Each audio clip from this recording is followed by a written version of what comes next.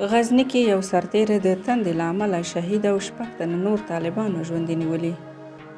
سحر میډیا ته یوې سرچینې ویلي چې د غزني ښار په 100 کیلومترۍ کې د ازو په کلي کې د ملي پوځ یو سرتیری د ډېرې تندې له امله شهید شوی او 6 تنه نور وسلوالو طالبانو ژوندي نیولي. سرچینه زیاتوي چې یاد سرتیری له څو ورځو راهیسې محاصره و چې د خوراک او څښاک لپاره یې هیڅ هم نه درلودل.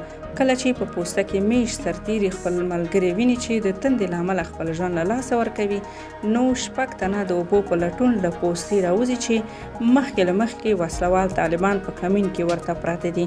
جګړه پیلېږي. له څو ساعته جګړې او مهماتو له خلاصون وروسته دغه 6 سرتیري هم طالبان ژوندي نیسي.